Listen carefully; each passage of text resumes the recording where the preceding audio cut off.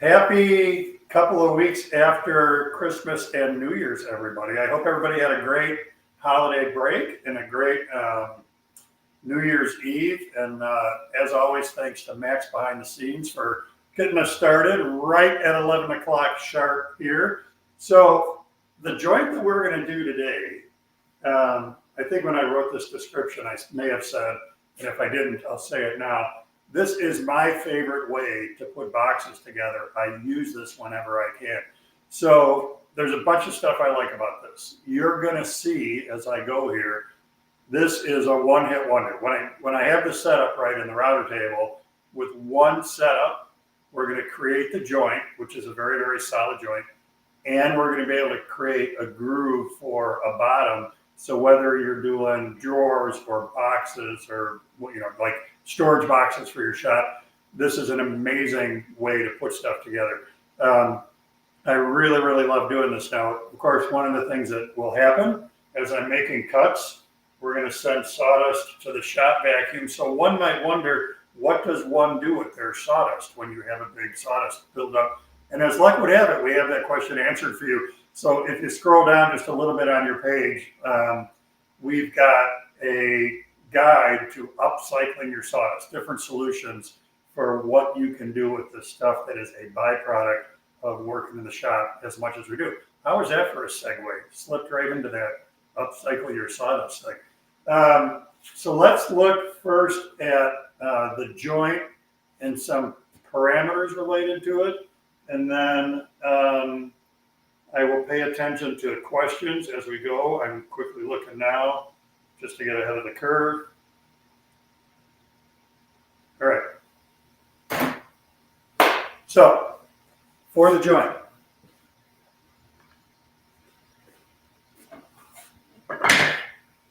this is a lock rabbet joint. So the way that this works is that in this piece, we're going to cut a dado. In this piece, we're going to cut a ton, and they're going to go together like that. So one of the things that's cool about this is there's a mechanical grab between these. So if it was simply a butt joint, we could put glue in there and fasteners, but we don't have a mechanical connection between the wood pieces. In this case, we've got the tongue slipping into the groove, so we have a mechanical connection. We also have additional space for glue. So we've increased our glue surface area. The other thing that's cool then is it's groovy. So like I said when I started, with one setup, we're going to be able to cut the joint, don't change anything, and also make the groove that's going to receive a bottom. So since we're on this angle, let's look at what we need here. My router is unplugged, so we can poke around at the router bit here. There are some rules of the road you got to follow. Working with 1/2-inch stock, and that's what I'm going to be doing today, you use a 1/4-inch cutter. So let's do math in our heads. The cutter needs to be half as big as the material that you're working with. So if, for whatever reason, I wanted to do 3/4-inch boxes, I would need to use a 3/8-inch slot cutter. I find that, and to be honest about this process, I don't know that I have ever done this in 3/4-inch stock. My drawer boxes, my screw storage boxes in the shop, I always make out a 1/2-inch stock. So as a result, the 1/4-inch slot cutter is my go-to for this. If you look in the description for today's live stream, this bit is sourced for you in that description, so you can get the exact same cutter that I'm using here. But the really, really, really, really important part of this is halvesies. 1/2-inch stock, 1/4-inch material. Now in this case, I'm showing you solid wood. This is white oak left over from something. More commonly, I do this in multi-ply plywood, what we have come to just call Baltic birch plywood. And this works great for making boxes. I don't have to plane it. I don't have to do a lot of machining. It machines very, very well. For drawers, I like that when this is done and I sand the edge and I put finish on there, it actually looks really cool.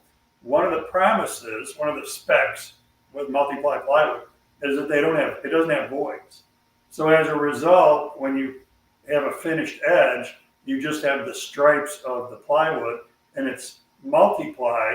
So in that 1/2 inch material, there are, I believe, 9 layers. So there's a bunch of really, really thin stripes. Like I said, it looks great under finish.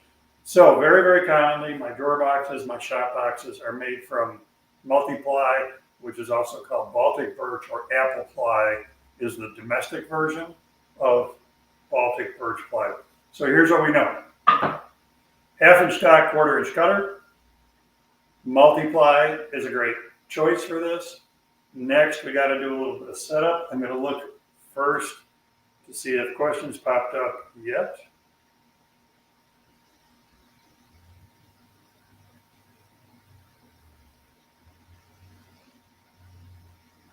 Okay, so let's get in and work on setting this thing up.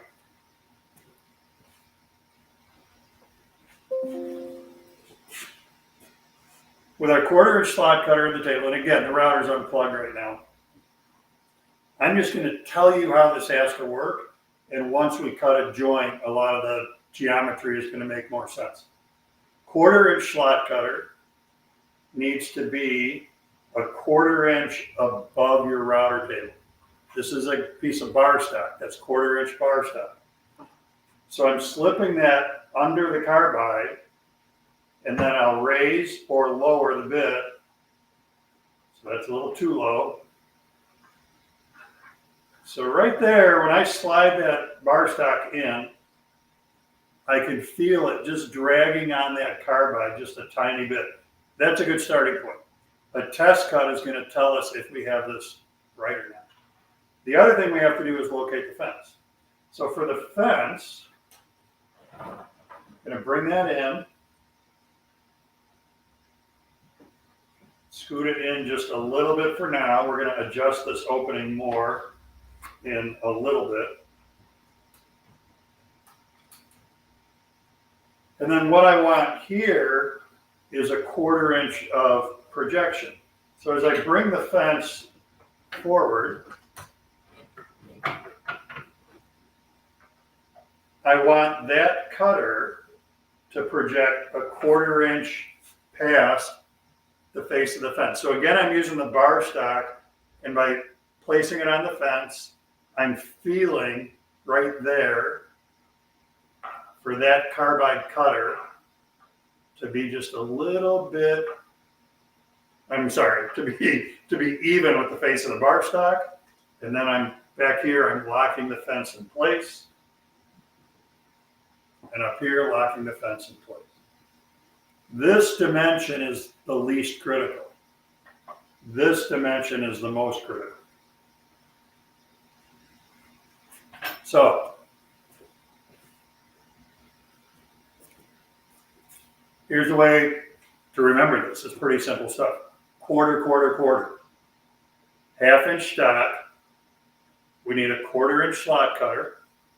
Set 1/4 inch above the table. 1/4 inch past the fence. Easy peasy. Now the way the process works is one component of your joint is going to get fed on the table like this. The other component of your joint is going to get fed vertically past the bit like this. So I'm going to leave the camera set out, and then just so you can see the dynamic of that cut. And I'll do one, and then the next thing we got to look at is does it fit or not, and what we need to adjust, and then we'll go from there. So this, plug in my router. You want to use a push pad for these cuts. So again, one here, next one against the fence.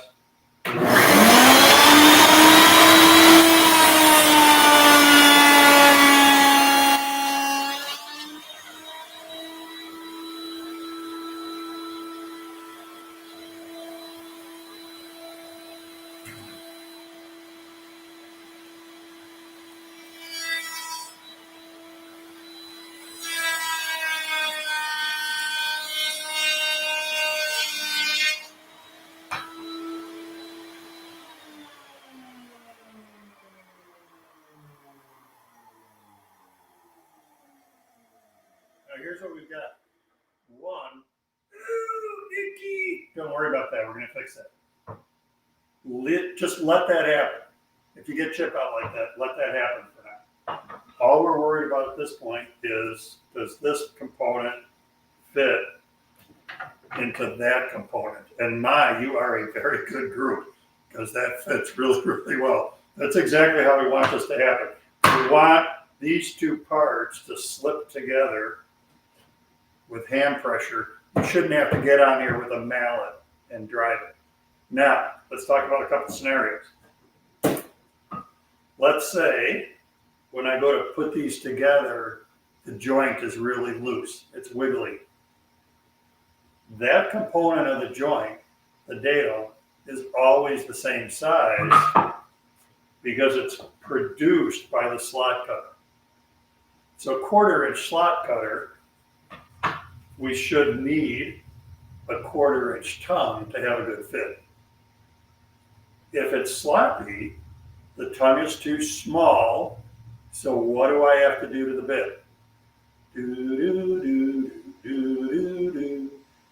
We have to, I'm very easy to entertain. We have to raise the cutter a little. Raising the cutter is going to make that tongue bigger, because the way that fed on the router table is like this. So when I raise the bit, the resulting tongue is going to be fatter. If we have the opposite, if we go to put these together and they won't go, the tongue is too big. And again, I can't change the size of that dado. The slot cutter makes it. What I can change, the only variable, is the size of the tongue. So if it's too fat, then lower the bit, and that's going to make that resulting tongue small. Now, don't do this next step until you have this right. The next step is we want to get rid of this. This is a natural byproduct of the fact that I'm working in plywood and I'm cutting this dado in a rotary cut with that slot cutter across the grain. Very, very easy to fix. So the way that we fix that is I'm going to turn the router on and I'm going to loosen the in-feed fence only, and I'm going to push that into the bit as far as it'll go. So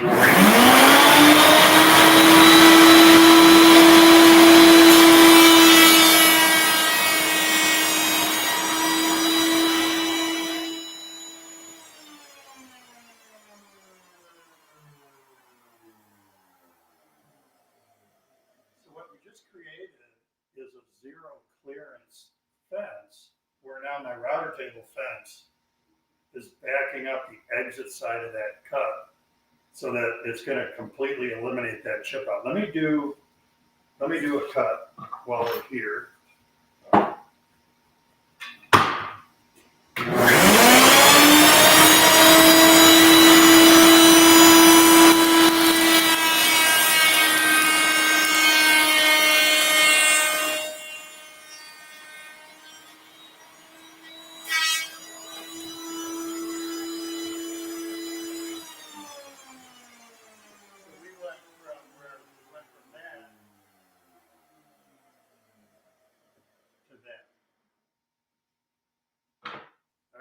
Let's look.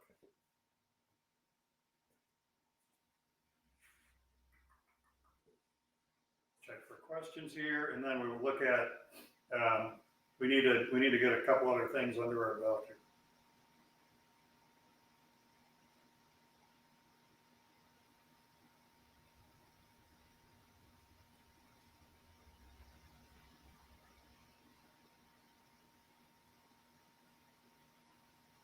Okay.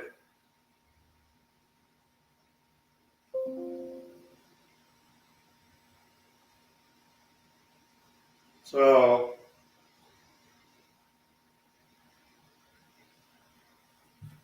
all right, so there are a couple questions regarding the thickness of the material, that's a great question. So with Baltic birch plywood, it's actually 12 millimeters instead of 1/2 inch. That makes it a little bit undersized. I'll show you the byproduct of that. It's not a big deal. It still works. It's okay for whatever you're machining. It's okay to be a skosh under a half inch. You don't want to be over a half inch. I've got a piece prepped here, and I'll show you what happens if your parts are too thick. The other question is, where am I? Oh, that the fence isn't straight. So one of the things, on a table saw, we worry all the time about the blade is here, the fence has to be perfectly parallel to the blade. That's because the rotary motion on that table saw blade is this way, it's vertical. So the vertical face of your fence has to be parallel to that vertical plane of cut on a table saw blade. On a router table, the rotary motion is this way, it's horizontal. So this can be as kerflooey as you want it to be. This can be as crooked as the day is long, and it doesn't make any difference. The reason I did it here is because with my camera setup, it's all about me. I'm trying to get, I have to get the cameras and the router table and me in just the right spot where the camera can see like everything I need it to see. So it's easier when I did like the zero clearance, it's easier for me to show you that happening by having the fence angled like this, kind of open. And so you can see in here. Normally, I don't go out of my way to put such a steep angle on it like this. That being said, nor do I pay particular attention to, is it parallel? Because there's nothing it needs to be parallel to, unless you're using the miter gauge slot. For me, I could have a router table without a miter gauge slot in it, because I honestly can't remember ever using a miter gauge on a router table. So the only time you got to worry about parallelism is if you're doing something where you're using a miter gauge slot. But for me, I'm always just working off the fence. So you don't need to worry about that. So you can be slightly undersized, can't be oversized. I'll show you oversized. Is there an advantage to router versus table saw? So we can do the same thing with a dado head on a table saw. It's a similar setup, but not identical, for that same reason as parallelism, which is your dado head is a vertical cut, and then here the router bit is a horizontal rotary. So the way that you feed your pieces is going to be like the opposite of what we're doing here. But if you look on WWGOA, there are videos in which I have done a lock rabbet joint on my table saws right there, using a dado head on a table saw. So they're, in the end, you're going to have the same cut, or the same joint.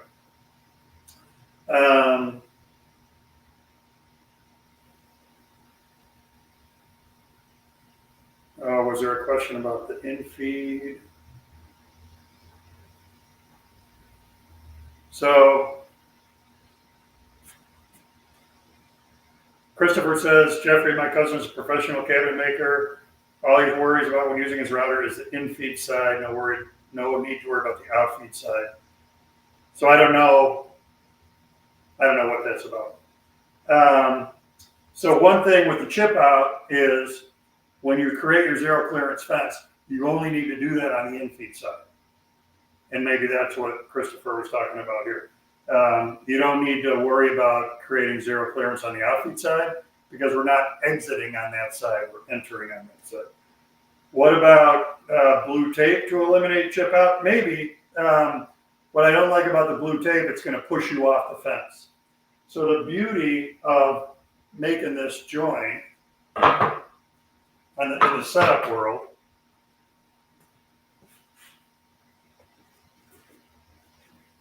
is that the depth of that groove and the length of that tongue have to be identical.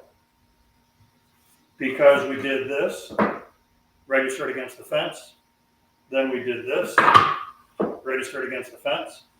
So when I put them together, that tongue has to bottom out. Needs one more tappy tap. That tongue has to bottom out in the groove. It can't not. The only thing that would mess that up is if you pull the parts away from the fence while you're cutting, in which case you could just make another pass and cut them again. If you add blue tape to the equation, if you put blue tape on here, then take the tape off, that's going to change that by the thickness of tape, 5/1000ths of an inch, 8/1000ths of an inch. So I wouldn't want to do that. The zero clearance works fine. And yes, it does mean you're cutting into your router table fence, but that's what you do. You do that for this cut, you do it for drawer lock bits, you do it for lock miters. There are a lot of applications where you cut into your fence, and as needed, you cut an end off, and you have a fresh edge, or you use this corner, then you use this corner, then you use the, you change these spaces. So it's not a big deal.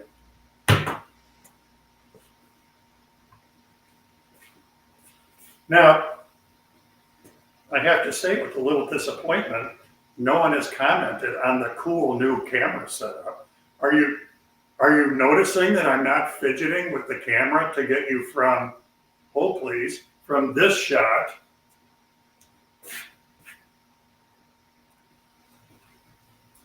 to this shot? So last live stream, that would have been, hang on while I move the camera. And then I spend like a minute making you car sick while I'm jostling the camera around. So this is a new setup I just got. Max and I just did a test on it earlier this week, and it's a huge change. All right. Then Tim asked the same question about masking tape. Where can I get plans for a sweet router table? It's a woodpecker's top. So the top, the fence, the lift are all woodpecker's products, and then it's just on a cabinet, and I don't have a plan for it. Process appears to be as effective on a table saw with 1/4 inch blade, all things being equal. Which is your preference? Yeah, I do it. I'm on the router table for this all the time. I've probably done this on the router table hundreds of times, literally, making drawers. And I've done this on the table saw twice for the sake of making a video. You know what I mean? Like, the only reason I went there was to show you can do it on a table saw. But router table is far and away my thing.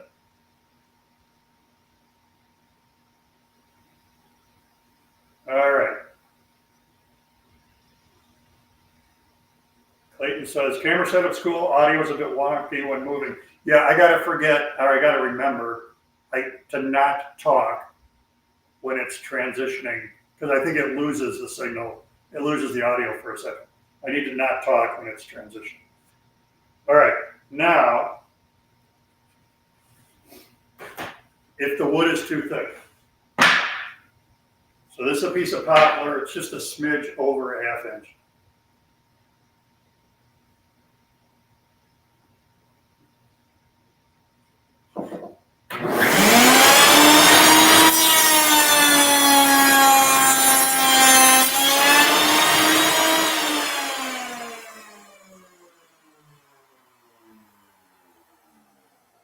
That ain't gonna work. So this is the problem, which is we're left with that feather. So if we do the math, we know that tongue is a 1/4 inch because it fits in the groove. We know that recess or groove is a 1/4 inch because that's what the slot cutter does. So this piece is that much over a 1/2 inch. If you slice this off and push it into the joint, the problem will be that face is going to project past that end grain. This face will stick past the end grain by that much.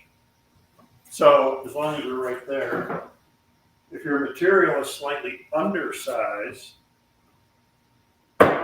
what happens is the end grain,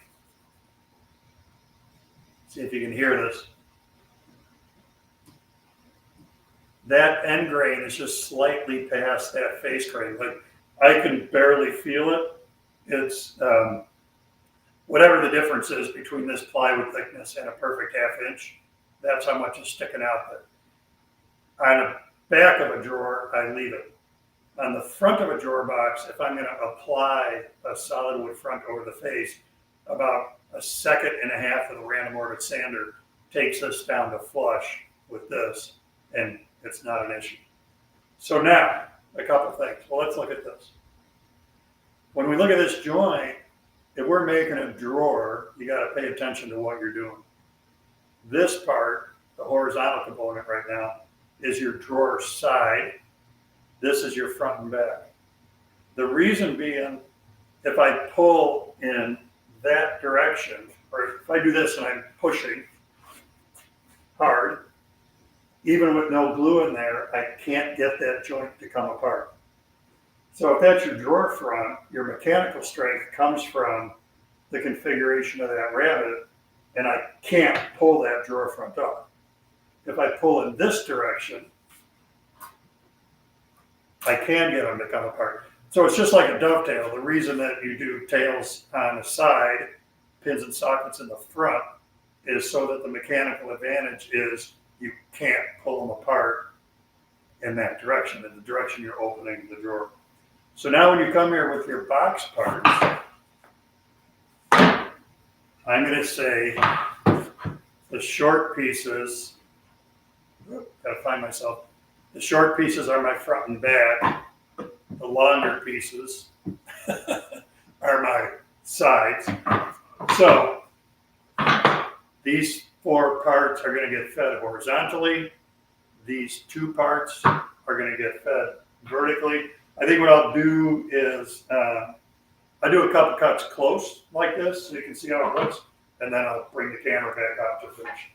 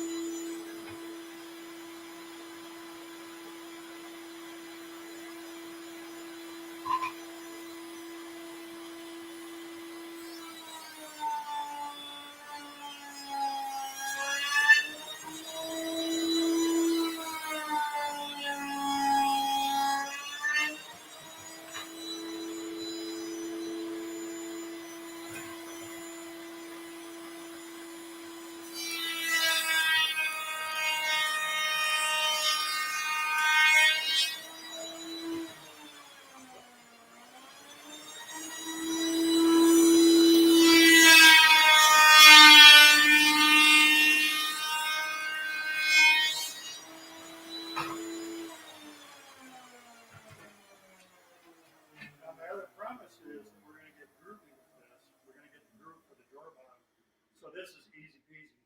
You just got to remember which face is which. We're going to take this, put it against the fence, and cut a groove. On this piece, which has dados, the dado face goes against the fence. On this piece, which has rabbets, the rabbets face you when you're making this cut. So that's the last step.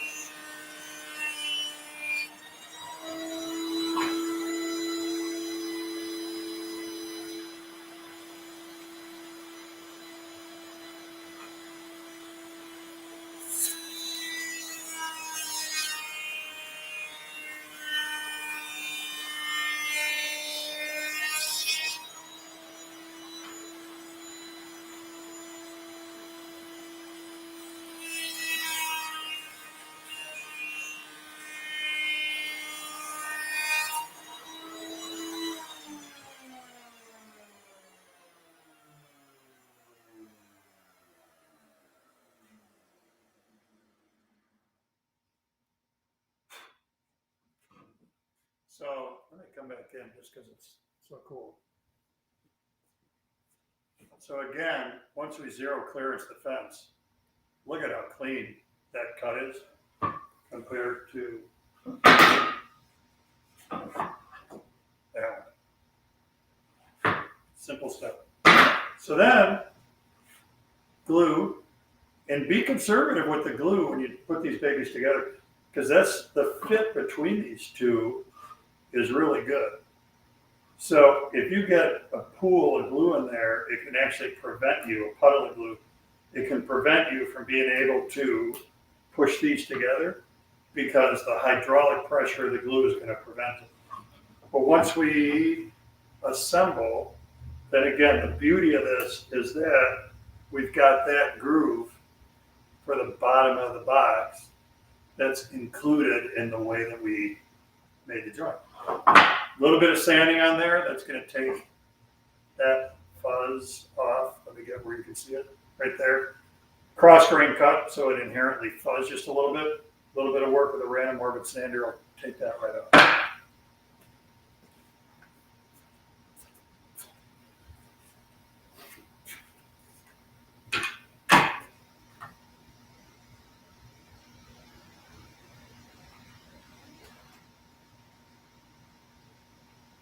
Okay.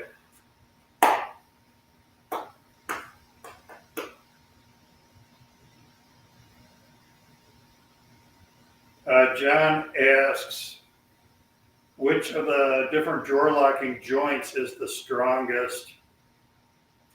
I mean, this is a great one. So I use a drawer lock router bit here and there. One of the things I like about this is, this is very strong. So which is the strongest? I don't know, because I haven't tested it. But I can say this is very strong. There's a bazillion, like that cabinet right there is full of lock rabbet joints. There's a bazillion drawers in here that have. What I like about this is that if I'm teaching you to make a lock rabbet, I'm telling you you need to buy a slot cutter. You can use that slot cutter for other stuff. If you want to make a tongue and groove joint, you can, in 3/4 inch stock, you can use a slot cutter for that. If I'm teaching you to make a drawer lock joint, that's a drawer lock router bit, that's a one-hit wonder. All that router bit does is make a drawer lock joint. So it's going to sit idle in your tray of router bits until you're wanting to make a drawer lock joint. So the strength of this is great, and the versatility of that cutter is better than buying a dedicated joiner bit. So Mike says, if you use a 6mm slot cutter, would it be perfect for 12mm Baltic birch?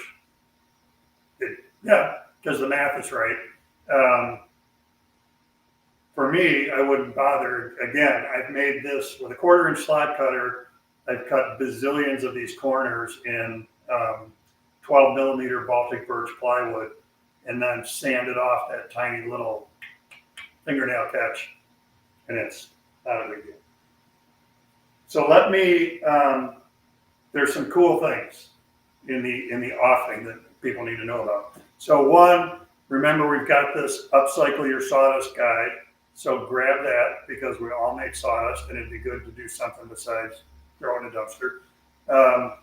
Two, today, unless Max, am I messing this up? No, today, it is today. Today at 4 o'clock, I'm back, 4 o'clock Central Time. I'm back for that general Q&A that we always do on the second Thursday of the month. So I'll see you for that at 4 o'clock today.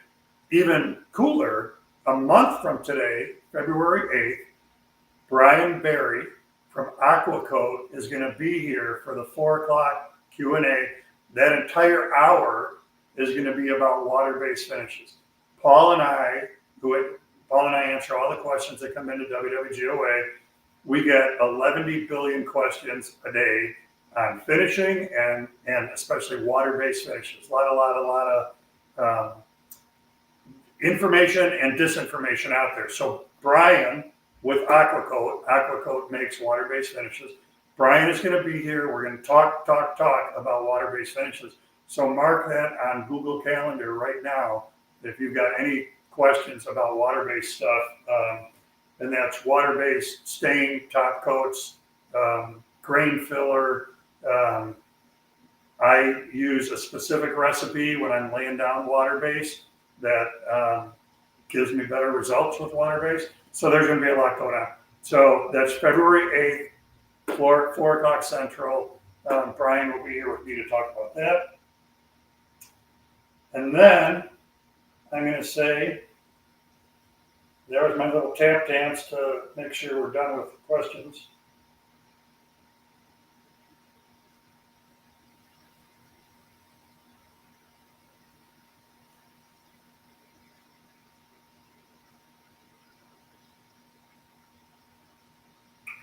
Hang on. All right, couple questions. Would it be okay to take the tool to the work with this cutter using a good plunge router with an edge guide? So I would say no. This would be really hard to do handheld, because to do this cut, the router with a slot cutter would have to be on this edge. The fence is controlling you in this direction. If you built this up with 11 billion pieces, I guess the router could sit on there flat, but it'd be really hard to execute this with a handheld router. The table saw alternative would be better than a handheld router alternative. Did you explain why you cut into the infeed fence? Yeah, that's because of all that blowout at the beginning of the cut. So cutting into the infeed fence makes it zero clearance. We're supporting the cut on the exit side, and that took us from I can't use this because it blew out so bad to, oh, that's a nice cut.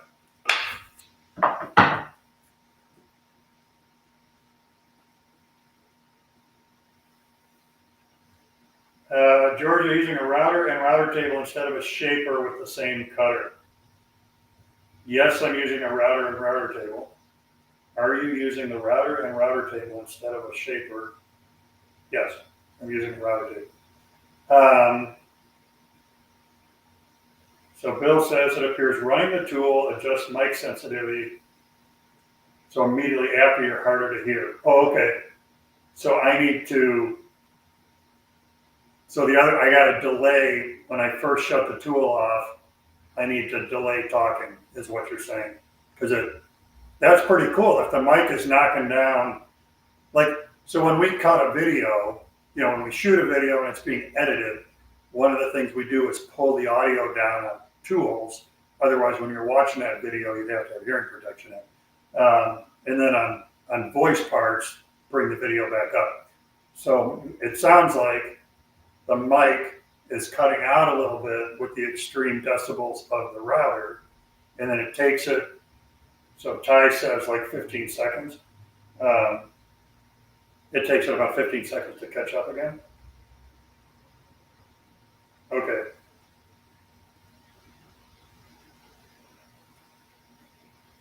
Robert says, do you just use glue on assembly or glue and nails? Yep, glue only.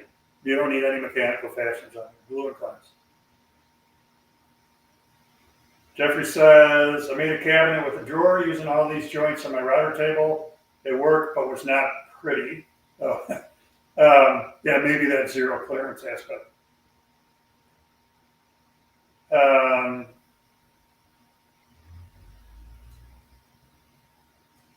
Ryan says, I'm using Bloom undermount brackets, need 1/2 inch clearance.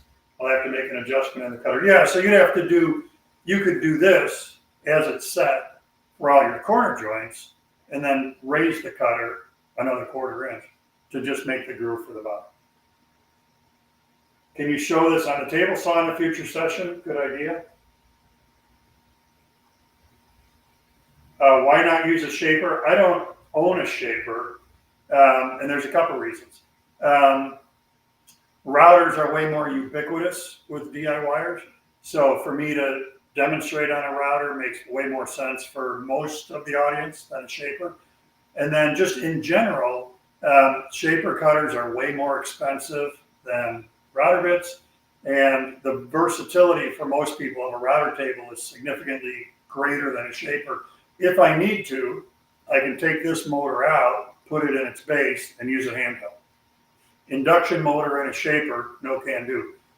It's a whole different thing. So it's, when I was production manager of a commercial cabinet shop, we did all our work on shapers. We own like 6 shapers and 1 router table. For what I'm doing today, router table gives me way more versatility, and I don't need a shaper. The other thing that's like, to just put this bit, this self-same bit in a shaper, you'd have really crappy results. Shapers typically are high power, low RPM. So generally the high end on a shaper is like 12,000 RPM. High end on this is 24,000 RPM. If you ran that slot cutter at 12,000, even with 0 clearance, and cut this plywood, the cut quality would be crappy. It needs to be running at a higher RPM.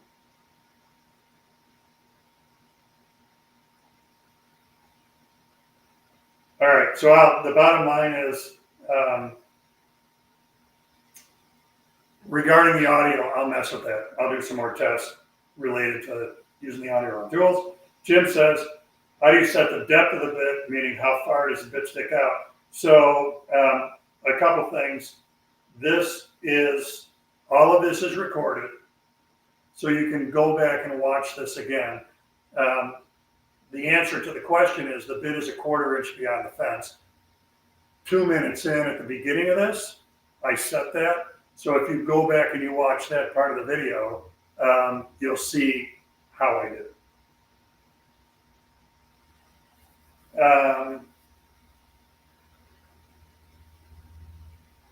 What would go wrong if you use a 1/4 inch slot cutter and 3/4 inch plywood? Exactly what I showed you with the poplar. You would have way more. So this cut in the poplar would not be poplar because the poplar is 9/16 about. So add 3/16 to this thickness, you'd have a huge feather sticking out in 3/4 inch plywood. It just doesn't work. In 3/4 inch plywood, you have to do this with a 3/8 cutter.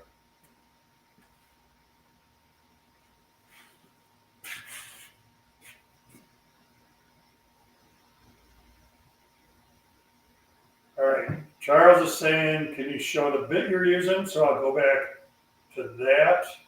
And then again, a couple people have asked, like they missed the beginning. So all of these live streams, good, bad, or indifferent, every live stream I have done, all the way back to when we were doing this with Google Hangouts, and there were so many people watching, we broke Google Hangouts. All of those live streams are in the can. You can watch everything I have ever done live. So that obviously applies to this as well. All right, I'm unplugged. So the bit we're using is that 1/4 inch slot cutter, and that bit is sourced for you in the description. If you click on the link in the description where it says 1/4 inch slot cutter, it'll take you to that exact bit.